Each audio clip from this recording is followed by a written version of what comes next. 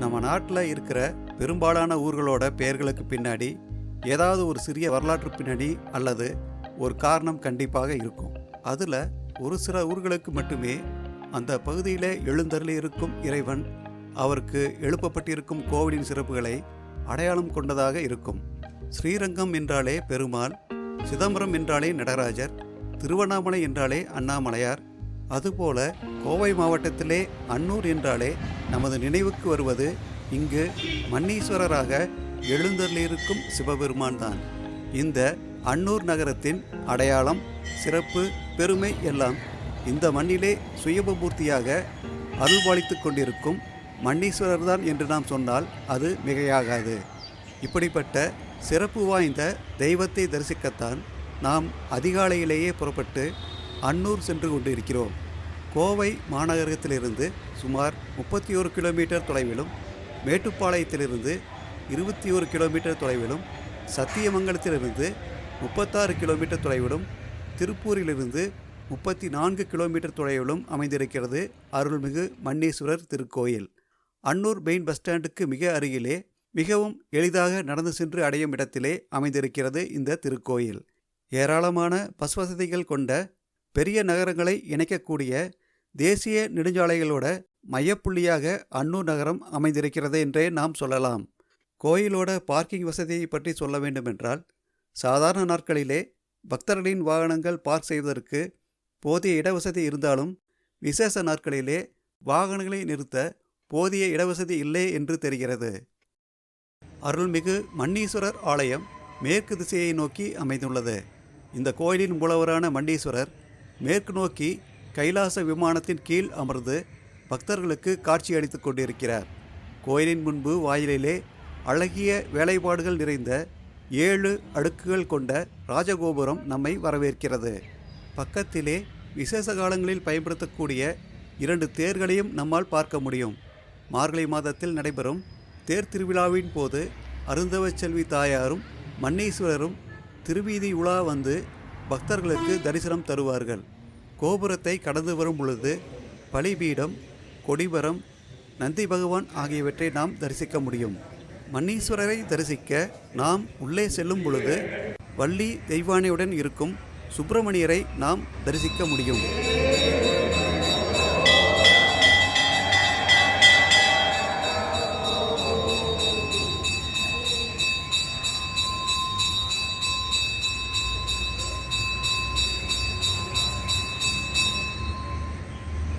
மூலவராக கருவறையிலே வீற்றிருக்கும் சிவபெருமான் சிவலிங்க வடிவத்திலே மணலின் நிறத்திலே காட்சியளிக்கிறார்.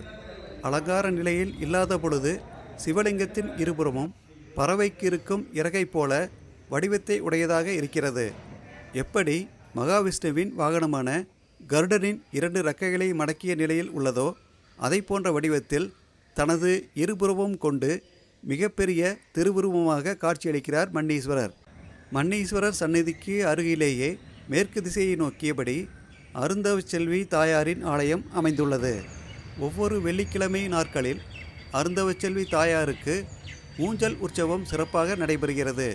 திருமண வாழ்க்கை அமையாதவர்கள், குழந்தை பாக்கியம் கிடைக்காதவர்கள் இந்த வழிபாட்டில் கலந்து கொண்டால் அந்த வேண்டுதல்கள் நிறைவேறுகிறது என்பது பக்தர்களின் நம்பிக்கையாகும். அருந்தவச் செல்வி சந்நிதிக்கு எதிரே விநாயகப் பெருமான் தன் தாயாரை பார்த்தபடி அமர்ந்திருக்கிறார். இந்த விநாயகப் பெருமானை வேண்டினால் தங்களது அனைத்து பிரார்த்தனைகளும் நிறைவேறும் என்பது பக்தர்களின் நம்பிக்கையாகும்.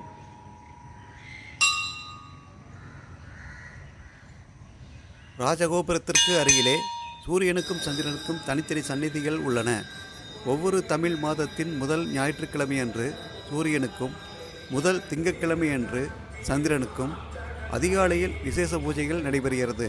சூரியனை பார்த்தபடி மற்ற கிரகங்கள் இருக்கும் நவகிரக மண்டபம், காலபைரவர் சந்நிதி மற்றும் சனி பகவான் சந்நிதி போன்றவை தனித்தனியே அமைந்திருப்பதை நாம் காணலாம்.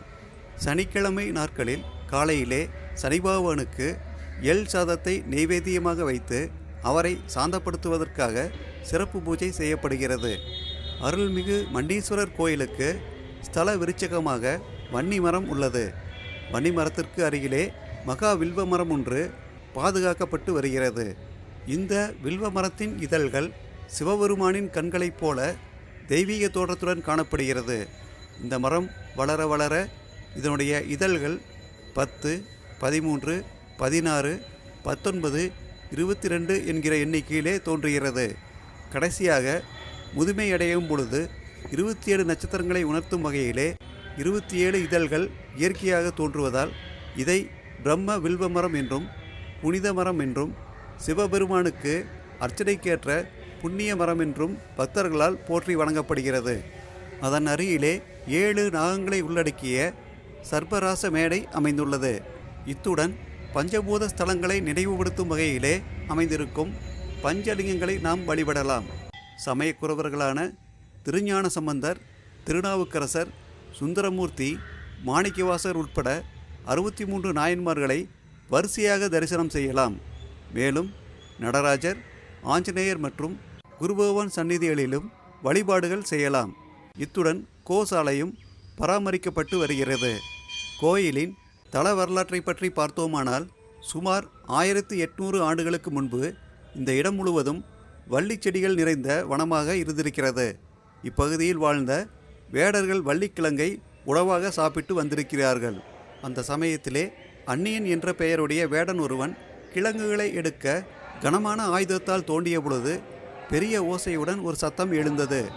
அவன் தோண்டிய இடத்தில் ரத்தம் வந்ததை பார்த்து என்னவென்று செய்வதறியாமல் அருகில் இருந்தவரை அழைத்து காண்பித்திருக்கிறான். இந்த செய்தியை இப்பகுதியை ஆண்டு கொண்டிருந்த சேர மன்னனிடம் அன்னி வேடன் சொல்ல அவரும் அந்த இடத்திற்கு வந்து பார்க்கிறார். பிறகு அவரும் பெருங்கயிறு மற்றும் இரும்புச் சங்கிலியுடன் யானையின் உதவி கொண்டு இழுத்து பார்த்திருக்கிறார். அந்த முயற்சியும் வீண் போகவே மனம் தளர்ந்து போனார் சேரமன்னன்.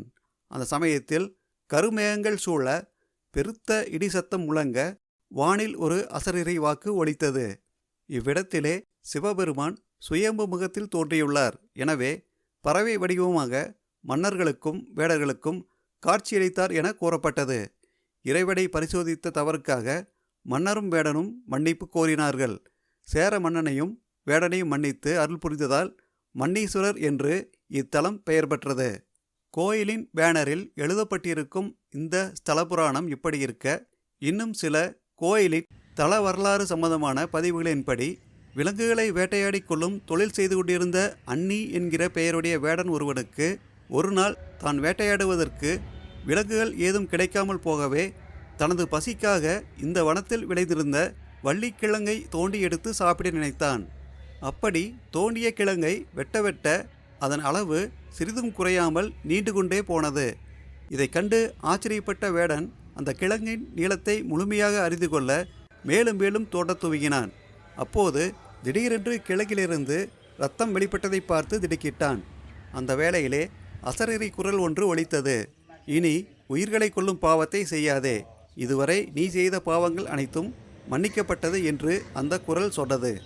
வேடன் உடனே நடந்த சம்பவங்களை இந்த பகுதியை ஆண்டு கொண்டிருந்த சேர மன்னனிடம் தெரிவித்தான். சேர மன்னனும் ரத்தம் வெளிப்பட்ட இடத்தை தோண்டி பார்த்தபோது மண்ணிற்கு அடியில் ஒரு லிங்கத்தை கண்டான். லிங்கத்தை வெளிக்கொண்டு வர பெருமுயற்சி எடுத்தான். அது முடியவில்லை. எனவே லிங்கத்தை சங்கிலியால் கட்டி யானை கொண்டு இழுத்து பார்த்தான். ஆனால் லிங்கத்தை அசைக்கக்கூட முடியவில்லை. அன்றிரவு மன்னனின் கனவில் தோன்றிய சிவபெருமான் தான் இவ்விடத்திலேயே குடியிருக்க விரும்புவதாகவும் அதனால் வேறு இடத்திற்கு கொண்டு செல்ல முயற்சி செய்ய வேண்டாம் என கூறினார். எனவே சேரமன்னன் லிங்கம் இருந்த இடத்திலேயே கோயில் கட்டி வழிபட்டான். மண்ணிலிருந்து சுயம்புமூர்த்தியாக வெளிப்பட்டதால் மன்னீஸ்வரர் என மக்களால் போற்றி வணங்கப்படுகிறார். சேரமன்னன் சங்கிலியால் பிணைத்து இழுத்தபோது ஏற்பட்ட தழும்பு சிவலிங்கத்தின் மேல் இப்போதும் காணப்படுவதாக கூறப்படுகிறது. அந்நியன் வேடன் பெயரால் இவ்வூர் அன்னியூர் என்ற பெயர் பெற்று தற்போது சற்று மருவி அன்னூர் என்று அழைக்கப்படுகிறது. சேரமன்னன் சிற்பசாஸ்திரமும் பல வண்ணங்கள் தீட்டி ஆலயம் அமைத்தார். இப்படி சேரமன்னர்கள் கொங்கு சோழர்கள் ஆண்ட காலத்திலும் பல திருப்பணிகள் இந்த கோயிலில் நடைபெற்றுள்ளது. மன்னீஸ்வரர் சந்நிதியைச் சுற்றிலும் செதுக்கப்பட்ட சிறிய சிற்பங்கள் அந்த காலத்து மக்களின் நடனம், இசை, வாழ்க்கை முறை போன்றவற்றை பிரதிபலிக்கிறது. சுவரின் கீழ்ப்பகுதியில் அந்த கால தமிழ் எழுத்துக்களை நம்மால் பார்க்க முடியும். குறிப்பாக மண்டீஸ்வர சந்நிதியின் தெற்கு சுவற்றிலே 1000 ஆண்டுகள் பழமையான தமிழ் வட்ட எழுத்துக்கள் பொறிக்கப்பட்டிருப்பதை நம்மால் பார்க்க முடியும். கோயிலை எவ்வளவுதான் விரிவுபடுத்தினாலும் பழைய கட்டிடத்திற்கு சேதமில்லாமல் பாதுகாத்து வைத்திருப்பது மிகவும் சிறப்பான விஷயமாகும். தூய்மையாக பராமரிக்கப்பட்டு வரும் இத்திருத்தலத்திற்கு தென்காளஹஸ்தி என்றும் மேல்தலை தஞ்சாவூர் என்ற பெயரும் உண்டு. அருள்மிகு மன்னீஸ்வரர் ஆலயத்திலே நடைபெறக்கூடிய சிறப்பு விழாக்கள் என்று பார்த்தால், ஒவ்வொரு ஆண்டும் மாசி மாத சிவராத்திரி, வைகாசி பூஜை, மார்கழி மாத பிரம்மோற்சவ திருவிழா, தமிழ் வருட பிறப்பு, சித்ரா பௌர்ணமி, திருக்கார்த்திகை, திருவாதிரை, நவராத்திரி, 2½ ஆண்டுகளுக்கு ஒரு முறை நடக்கும் சனிப்பெயர்ச்சி நாள் மற்றும் பிரதோஷ நாட்களில் சிறப்பு பூஜைகள் நடைபெறும். மேலும் இத்திருத்தலத்திலே தினசரி 8 கால பூஜைகள் நடைபெறுகிறது. அதிகாலை 6 மணிக்கு திருப்பள்ளி எழுச்சி, காலை 7 மணிக்கு சுவாமி அபிஷேகம், காலை 7:30 மணிக்கு உஷா கால பூஜை, காலை 8:30 மணிக்கு காலசாந்தி பூஜை, மதியம் 12 மணிக்கு உச்சிக்கால பூஜை, மாலை 6 மணிக்கு சாயரட்சை பூஜை, இரவு 8 மணிக்கு ராக்கால பூஜையுடன் இரவு 8:10ற்கு திருப்பள்ளி எழுச்சி பூஜையும் நடைபெறும்.